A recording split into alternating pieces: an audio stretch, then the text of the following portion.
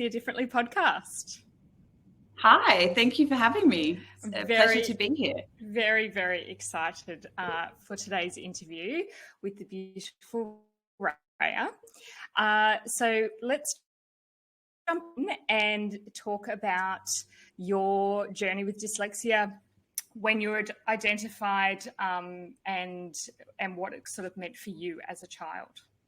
Okay. When I basically went under the radar for most of my life, and I think it's not until I started actually working with what I'm doing now that I realized that I had a lot of struggle with pronunciation, with words, with writing. It's something that doesn't come naturally to me. So for me, it was always like I went under the radar because I could read, I could get by on certain things. And I think when I was young, I wanted everything to be perfect, if that makes sense. I wanted to be the good girl. I wanted to do everything right. So if I wouldn't say I have a problem, like I'd never put my hand up at school and say like, I don't understand this, or I don't know what this is. I would always just sit and pretend that I was understanding because I didn't want to come off like I didn't know something. So I guess for me, there was a lot of shame, or there was a lot of fear around me speaking up and saying, I don't get this. How can I be helped with this? I would just literally suck it up. And I feel like my brain couldn't compute a lot of things, like the things that were really simple tasks and easy tasks, it would be a struggle.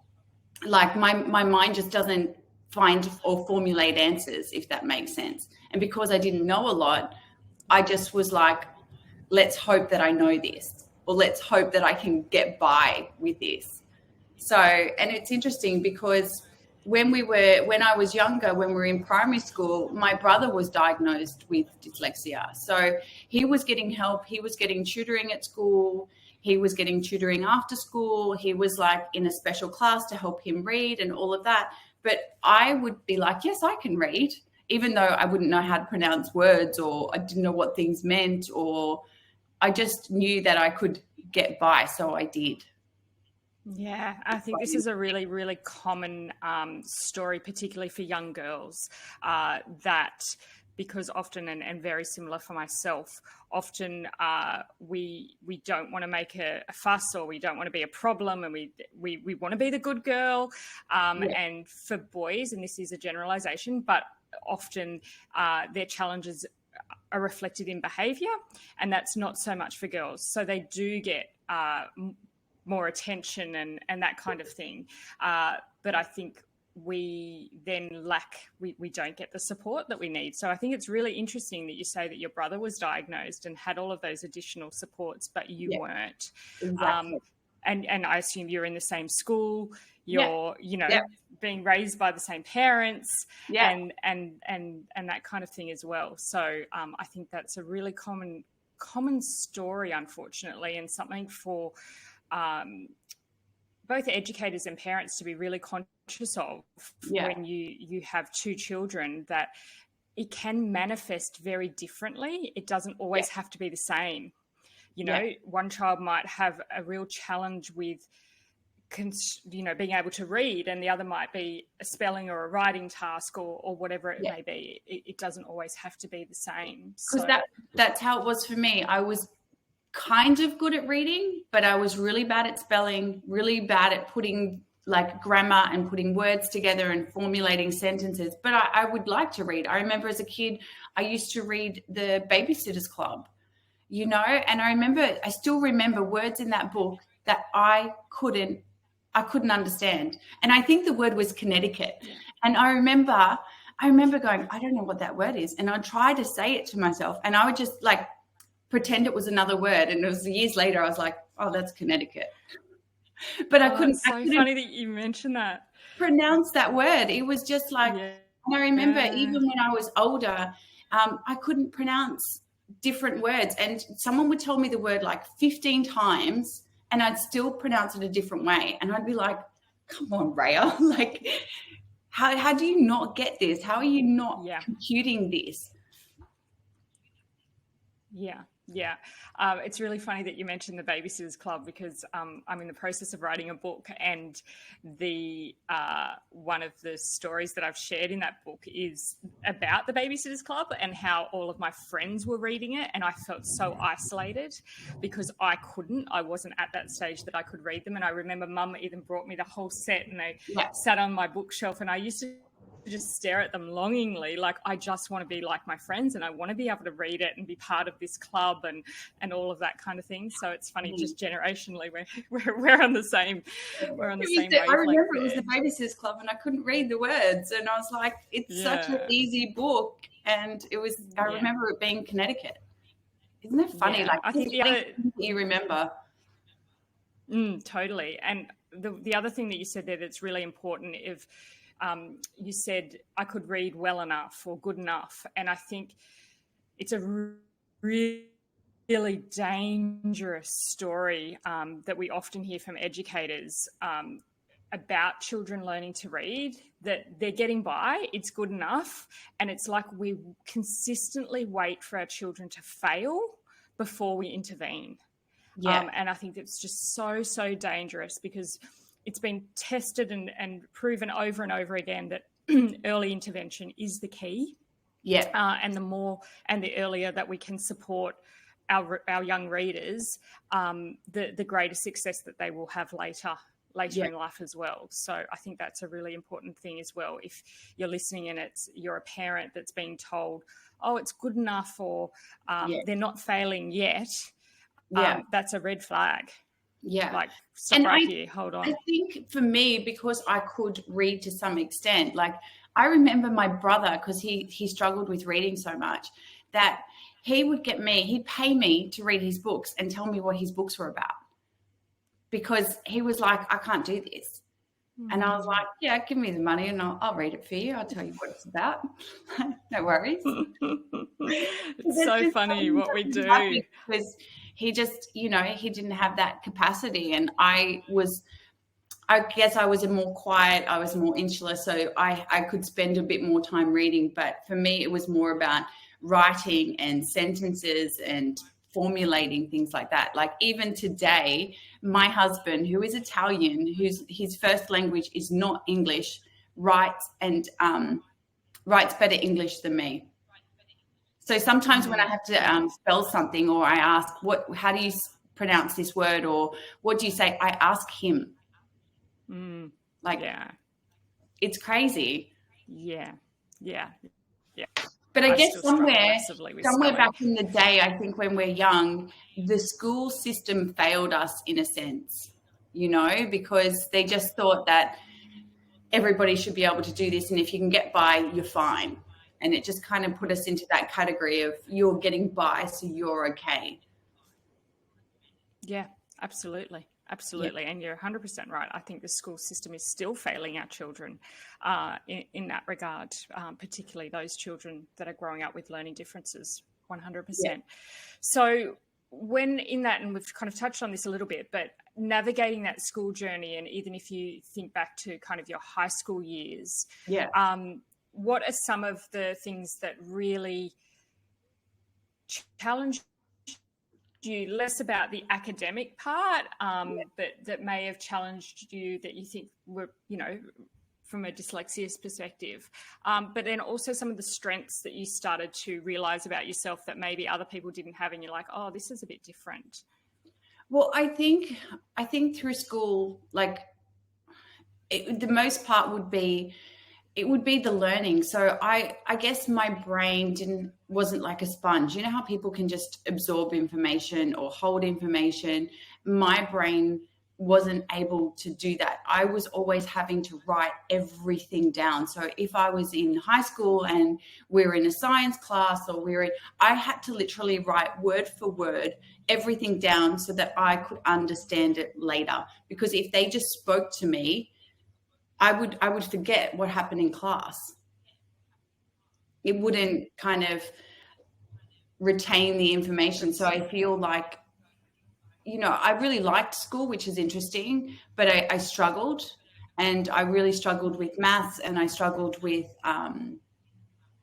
just kind of the writing element, like putting together essays or writing assignments. And there was a lot of fear around what I was writing and am I understanding the assignment, so to speak. So everything would take me a lot of time. It wasn't something that just flowed to me. Like, I remember my mum used to say that I used to come home from school and I'd straight away do my homework, and because I wanted to get things done, but I had this thing of rushing everything. I wanted just to get things done because I needed it to be off my plate, if that makes sense. And I also knew that everything took me a lot more time than anybody else.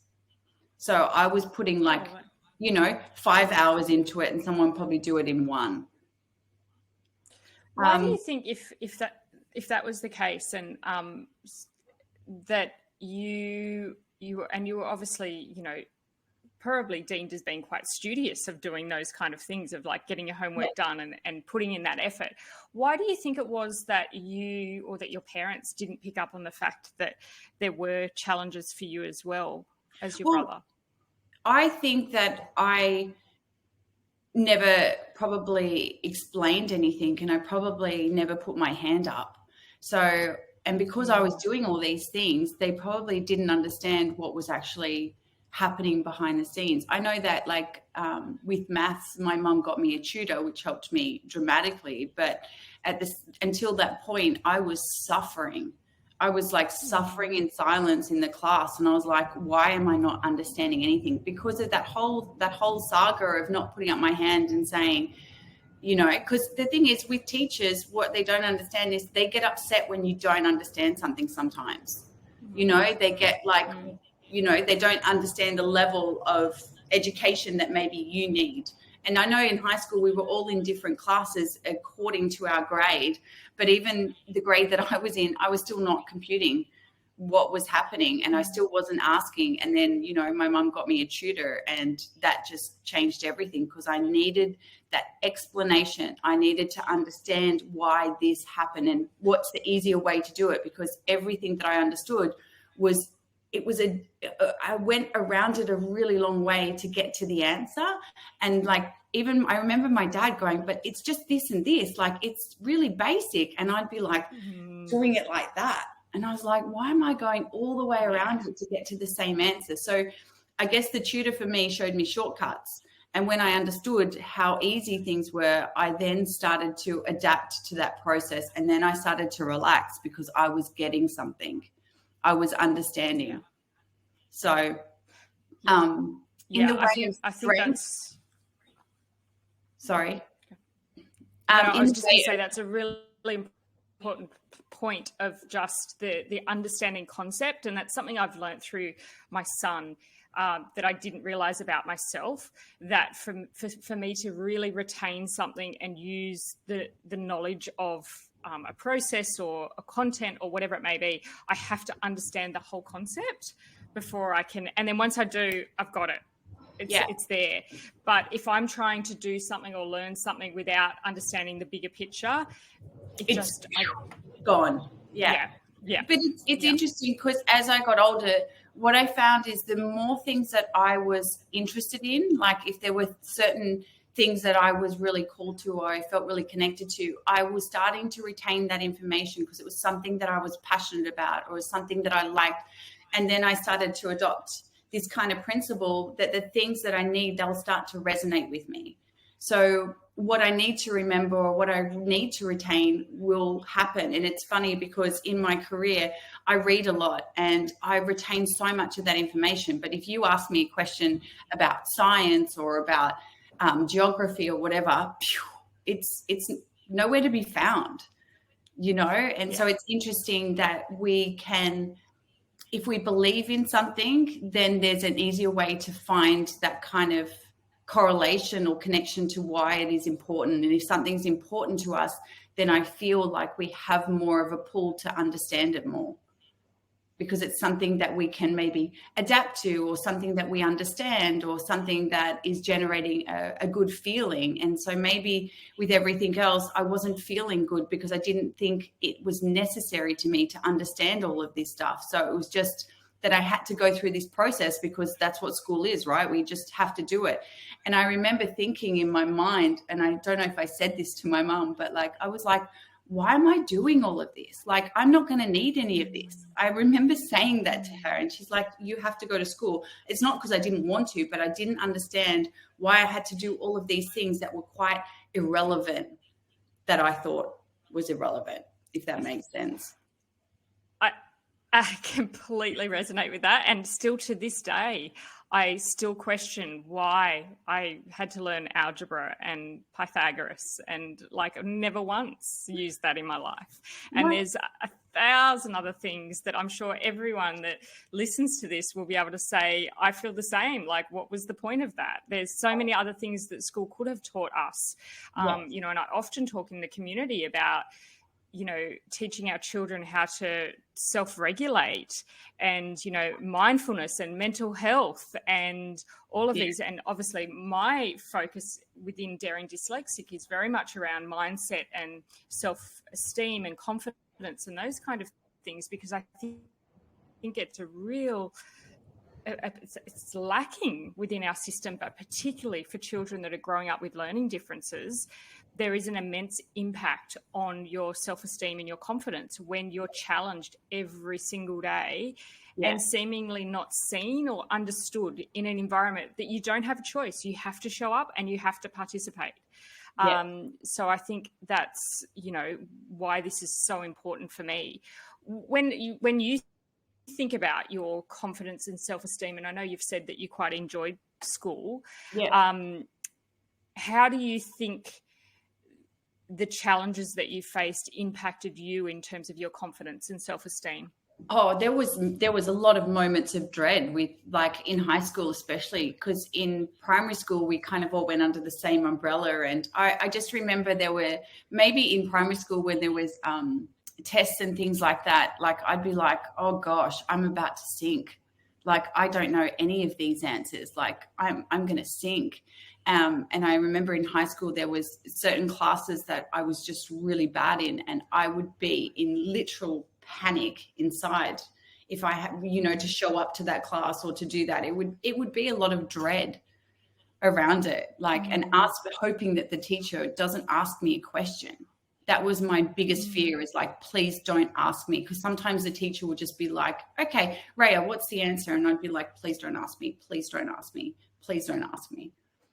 So there was a lot of, you know, I guess, fear around that, and then shame because I don't know enough and I'm not smart enough, and other kids know things and I don't. So that's kind of where you sit. And I think when I left school, I was so relieved. Yeah, I was exactly the same. Like and by the time I finished school, socially, I enjoyed school. Academically, I never enjoyed it, but socially, I had found my posse and my place and that kind of thing.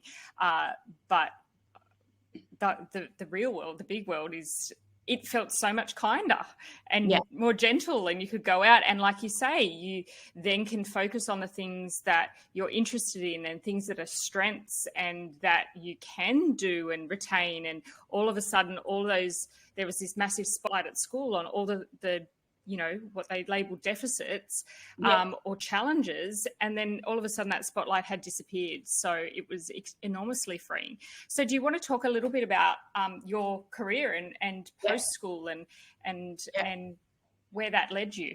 Well, I left school early. I finished year 10 and I went to start year 11. And I remember I walked into the wrong class because I had a job. So I had an assignment that I had to go away. And I missed the first, I think, few days of year 11. And I walked into the wrong class. And the teacher said to me, why are you here? You're in the wrong class. So I literally walked out of that class, walked to the office, called my mum and said, I'm out. And I made like a decision like that. Like, I don't want to, it's not for me. I'm not meant to be here. It was just a sign. And then I had a career in modeling that took me overseas and all of that. And now I have a career in healing. I'm a psychic medium. I teach meditation. So interestingly, that my schooling didn't set me up for what I was about to do. I would like more of meditation and things to be put into schools, and I think some schools are doing that, which kudos to them. But now my job is helping people and taking care of people with emotional issues, trauma. And part of my job is to write a lot. So it's really interesting that I create emails about what I'm doing. And, you know, I remember a few years ago when I started, a friend said, you need to write a blog. And I was like, yeah, no, like I'm not blogging, like not at all. That's just out of my league. And even just having to write, like I write every month, there's 2 emails that go out about the moon meditations that I do. And I have to write about the moon and the phase and what's happening. And I have to learn about it. And those emails can take me quite some time to write, but I get there in the end. And I always think they're not amazing. It's so funny because you struggle with your words. And sometimes, you know, you have friends that tell you like, oh, you spelt this wrong and you did this wrong. And you're like, yeah, I know that. You know, something, you know, the you're like you're and you are. Yeah. That one like gets me every time. I think I still write received wrong. I've still got the rhymes in my head. I'm for E except after C. Like I still have to tell myself those.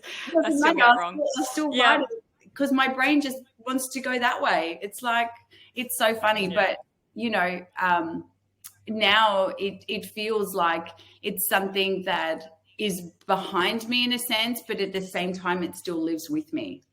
Because there's still the struggle around, am I writing this in the proper grammar? Does it look good? Does it sound good? Am I making sense? Because sometimes in my mind, I jumble things. So I'm maybe really fast ahead in my mind with where I'm at with my typing or, and even when I read things sometimes and I'm reading to a group or whatever, I will mispronounce some names or I'll make up words that are not even there. And it's something that I'm very, very good at, but it's not helpful.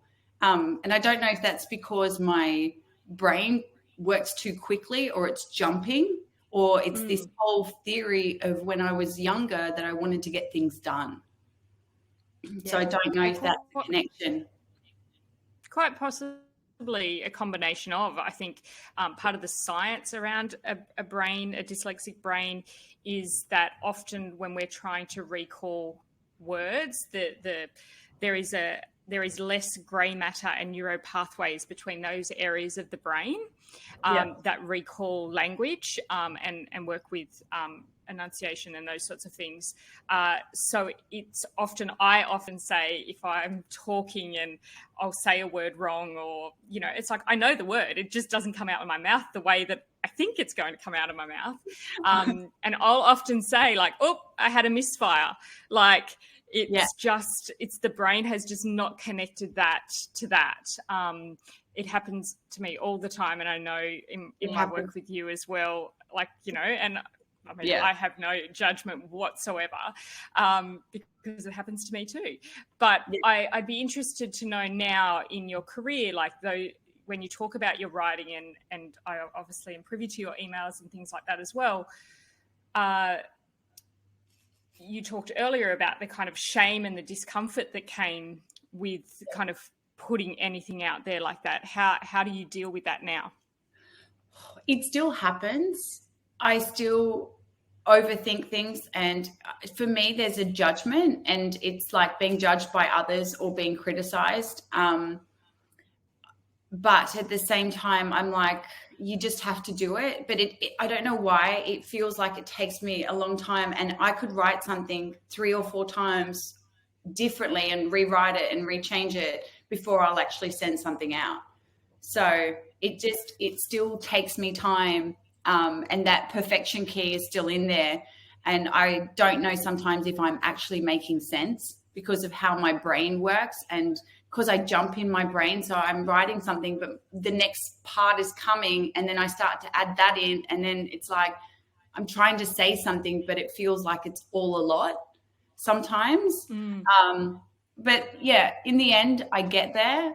I just have to surrender a little bit, and I have to tell myself, this is okay. You don't need to be perfect. You're just sending out a message, and people will take what they need, and it is safe. And the more that I do that, then I'm like, okay, don't overthink it. And sometimes something for me is when I am getting stuck with writing, I get up, I go for a walk, I go and clear my head, and then I come back and go, okay, we can do this. We've got this.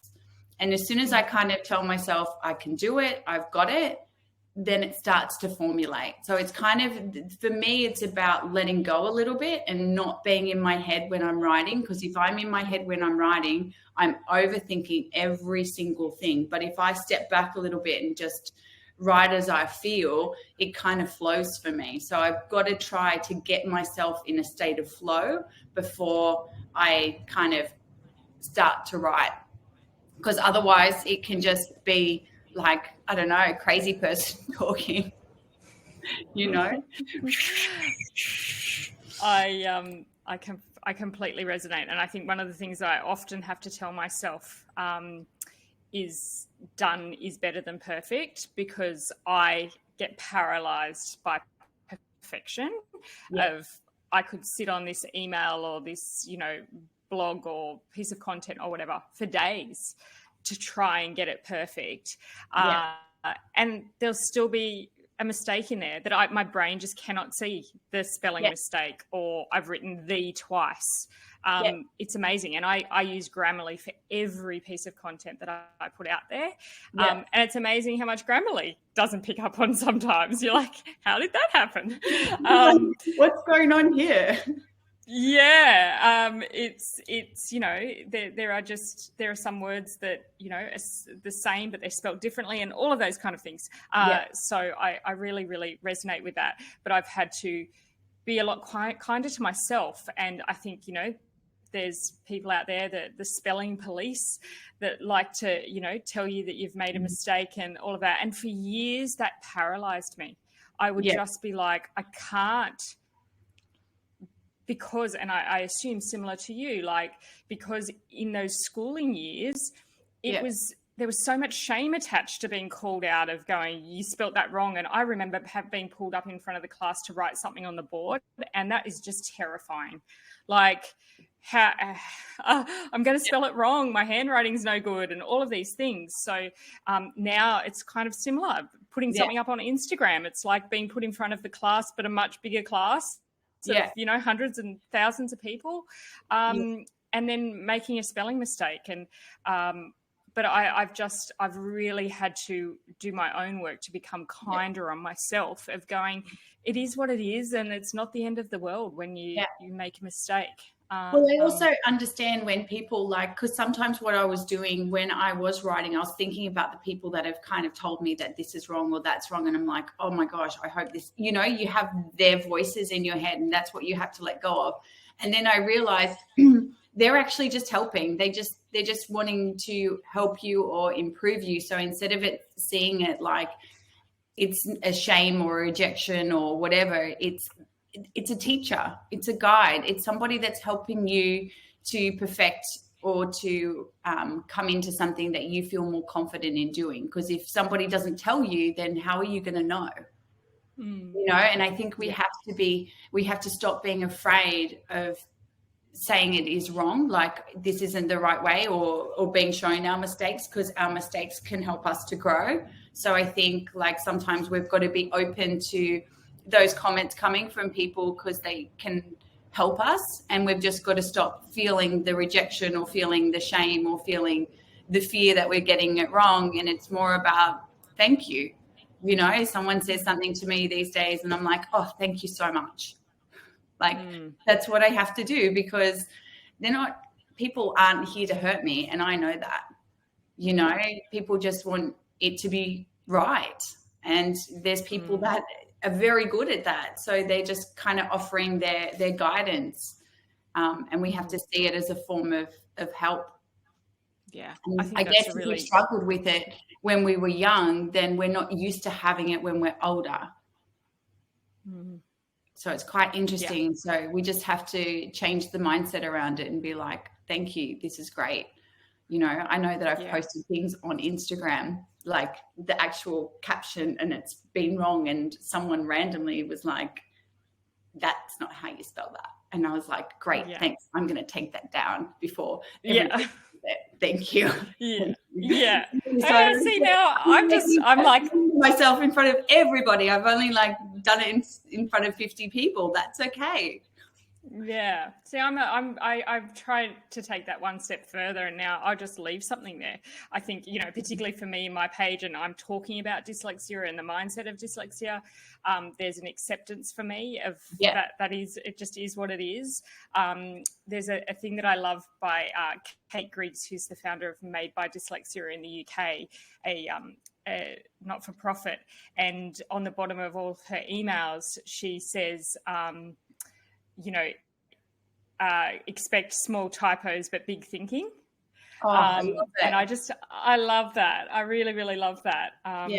That, and I think that there's that stigma around as well. And I'd like to talk about stigmas a little bit around that, things like making a spelling mistake is somehow related to a person's intelligence.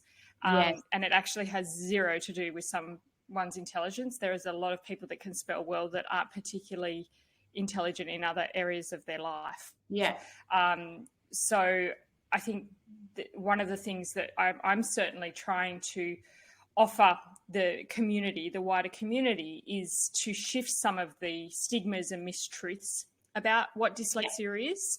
And what are your thoughts on that? What do you think some of the biggest mistruths are? It's interesting because I feel like I'm really successful despite what goes on behind the scenes. Like, most people wouldn't know that I have those kind of issues. And a lot of times I remember, like in Sacred Wisdom, like doing the cards, and I'd spell something wrong and I'd say something wrong or whatever. And I remember my mum saying to me, you don't have to tell everybody it's a mistake. And I was like, no, because I need to show up that I make mistakes, that this is normal, that I'm getting things confused or I'm jumbling. It's completely normal, and it's a way of showing up because we're not perfect. And there are times when we all get things wrong, and it's okay to be wrong. It's okay to forget something or mispronounce something. It happens. And I feel like the more that you show up and say, this isn't right, or I need to change this, the easier it becomes, because we're human. And I think that like showing up of this is me as well. Like this is authentically me. I am. I want to be perfect. We all want to be perfect, but we're not. There are so many things that hold us back. Most of it has to do with our mind, because we think too much or we overthink. And I feel like around dyslexia, there's still this, I don't know why, but a great shame around it. And I feel like people are ashamed that they don't know how to do things correctly. So for me, it's the shame aspect. I completely agree. I did a poll recently actually on Instagram of parents that feel that their children are kind of suffering with the shame of dyslexia and the challenges that come with that. And I think that's very, very heavily attached to the system, the school system, and us being taught and consistently shown by the big people around us that being different is not okay, and it's not accepted, and it's a problem, and that's what you don't want to be different. You don't want to be a challenge. You don't want to have to be pulled out of classes, and you want to blend in. Identify. I wanted to sit under the radar. I just wanted to do my thing. It didn't matter if I didn't know, but I didn't want to be called out. That was my whole thing. Absolutely. And as humans, it's our nature to want to need to belong. And it's like, as I said before, this enormous spotlight on all these things that we can't do for so many years, so many formative years of our life. It's no surprise that there is shame attached to that. It's interesting for me because I grew up undiagnosed and wasn't diagnosed until I was in my 30s. had a hunch for most of my adult life that was the case, but it wasn't until my son was diagnosed that I was like, I may as well get the answer now, that I knew. But it's really interesting for me because the day that I got that diagnosis, that shame it like almost dissipated, because Wow. all of a sudden I had an understanding of like, that's why. It's not because I'm dumb or I'm stupid or I'm slow or any of these things that I had been told. I do have a different brain. So I think shame is a really big topic that I do like to talk about, because I think it's has an enormous impact when we're young, but to carry that into adult life can really heavily impact future outcomes. So when we talk about career and success, and I certainly perceive you as someone that's very, very successful, and you have a very successful business. And you mentioned your membership, Sacred Wisdom, before, which I'm a part of. And I think it's a beautiful community that's also a safe space, not just for you as the leader of that community, but for everyone in that to share openly what challenges we may be having and those sorts of things. So I think it's beautiful for you in that space to be able to be so authentic that you can say, oh, I've made a mistake, I've done that wrong. And 100%. there's certainly no judgment there. That's what I love about it, is that I am in that space, because I know that everybody that's in that container is supportive, and, you know, they're protective, if that makes sense. So I find that I am more myself in that space than what I would be on Instagram or other platforms, because I know that everybody comes from love. And so everything that's formulated through that, I just feel like it's such a haven for me to be in. And I'm really free in that space. And it's so interesting, because what I do over there in Sacred Wisdom, I do without thinking. It just flows for me. And if I'm doing something on Instagram, I think about it. And maybe I think about it too much. But over there, it's like, it just flows, because there isn't any judgment, and I'm not judging myself in that space. I'm just being completely authentic. And it's amazing what can shift when we are authentic to ourselves. Yeah, and I think this is a really important lesson for parents and for teachers, you know, responsible for raising children with dyslexia, of creating safe spaces for them to show up as themselves, as the person that they feel that they are, you know. And often we as children we can be quite imaginative and creative, or quite insular as well. Like it comes in all shapes and sizes, but having that space that they can come home to or be at school with and know I can actually just relax and be safe as who I am, rather than trying to hide or protect or mask or anything like that, is super, super important. Definitely. And, you know, I think for parents as well, something that's, you know, for me, what really helped me, or to move me beyond things, or to help me to retain things, was finding something I was really passionate about. Like if I read anything that's spiritual or about meditation or about energy, my brain just holds it. And I can rattle off stuff off the top of my head, where if it's something else, there's no way that I can do that. So I think a message for parents would be to allow their child to dive into something that they love. You know, like my brother loves soccer. So, you know, for him, it was like reading soccer books or things that were connected to what brought him joy, you know, like reading geography or reading science fiction or whatever was not his thing. So it's kind of like, you know, finding that key that makes them happy, and then they start to learn because they're liking what they're doing. It's not feeling like a challenge, it's something that it's feeling enjoyable. Definitely. And when it is enjoyable, it just comes so much easier. 100%. It just feels like there's flow around it. It feels like there's you're connecting to something. It's not just, you know, reading something because you need to read it because it's something you have to do. So, and from a career perspective now, I mentioned before that you've got a business and quite a successful one. for you personally, how would you define success? What does success look, feel like, mean to you? To me, it feels like success is for me, it's about doing something that I love, generating an emotion of happiness, because I'm surrounded by really beautiful people. I have an amazing community. And to me, that is my success, is being able to connect and attract in that kind of community. I feel like success is about me just showing up for myself, and success is about me being authentic to who I am, and not holding back. I feel like, we're going to have trials and we're going to have errors through our life, but show up for them along the way, because everybody's going through something at the same time, if that makes sense. So it's more about us just being authentically ourselves, and the more that we can attune to us and not feel like we need to be perfect to start something or do something, it just starts to work. And I feel like we have to get rid of this fear of perfection, and I know from a lot of clients that come about starting careers and things like that, they hesitate because they think everything has to be ready. And I always say, take baby steps.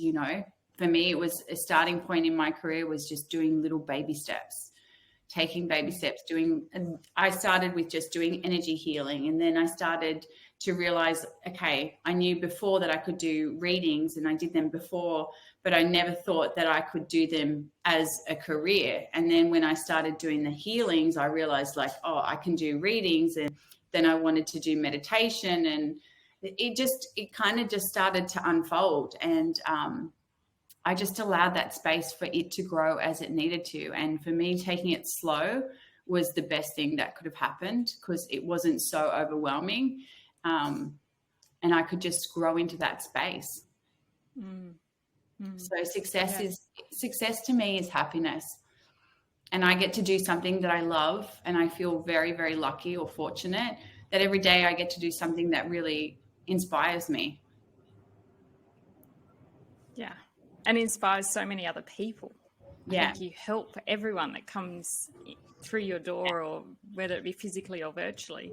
And I think when I was young, I really had this thing that I wanted to help people. Even when I was really young, I wanted to help people. It was one of the things that and in my life, I went through lots of struggles, and sometimes you just need somebody that's not family, or somebody that just doesn't know your story to kind of, I don't know, you kind of feel more open. And that's how I felt when I was younger, is somebody else that wasn't my mom or my dad or an aunt or whoever.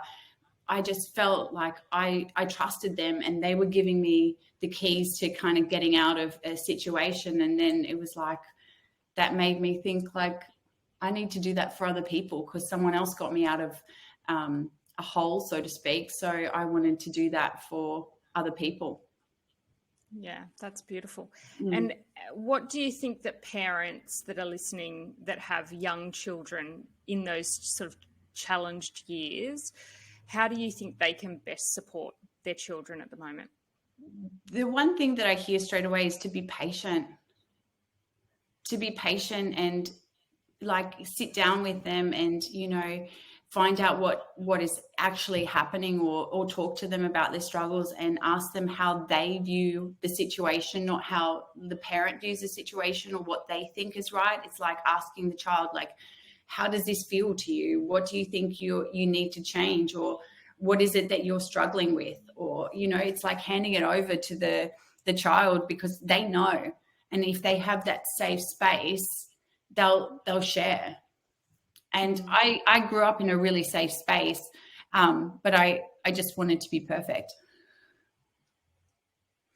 It's crazy. Is part of this challenge with girls as well, of raising good girls and seemingly, fitting the right mold and the appearance and that kind of thing. Because at school, I was always good. I always did the right thing. I was like, that was my whole thing. It was about doing the right thing.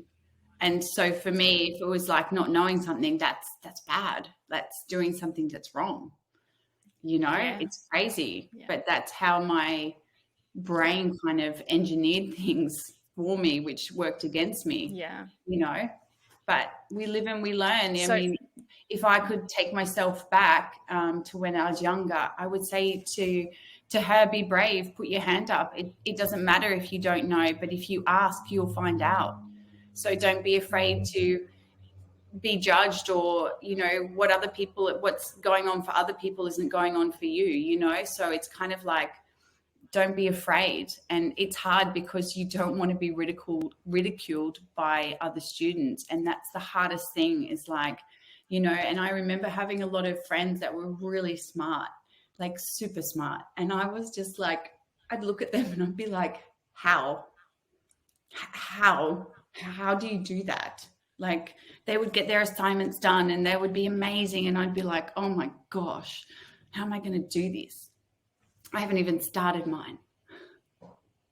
Yeah, it's so funny because the something that I think comes with age and with wisdom, but you can look back on those times. I know I certainly have, and you also know my best friend, who is incredibly intelligent and helped me immensely, particularly in my high school years with schoolwork. She always gave me exam notes before and helped me with assignments, and I never read my school books, and she'd kind of brief me on them and all of that. She was a huge support for me. Yeah. But it's really interesting now as adults kind of reflecting on those years, and I always just looked at her and thought, wow, you've got it all, like it's made for you. And here I was thinking that, like, I wasn't smart enough and I wasn't going to succeed and all of these things. And now looking back on life, and we've talked about it many a times, I never realized what she was going through, even though she was top of the class and dux of the school and all of these things. She had her own emotional challenges and things that she looks back on and says that was really, really hard, a really hard time for me because of this. And as kids, we just don't see that. We see our own challenges as the only person that's struggling in this environment. And, someone might be really good at sport, or someone might be really good at, English or whatever it may be, but that doesn't mean that they don't also have some of their own stuff going on. And it's just, as a young person, it's hard to see that and acknowledge that, that we're actually not alone in this. I think that was something that I really felt I felt so alone. So I think that advice for your younger self, but also for other people, to put your hand up and say, I do need help and I don't understand, and this is hard for me, is so important. Yeah. Well, I think that's a really, really beautiful way to end the conversation. But I really appreciate you sharing your story and your beautiful, compassionate wisdom with me and with our community. And thank you for having me. It's been really beautiful to talk about. It's something that I actually have never spoken about. So it's I'm probably having in certain contexts with certain people, but not really on the whole. So it's kind of nice to set something free. Beautiful. Yeah. Thank you. Thank you.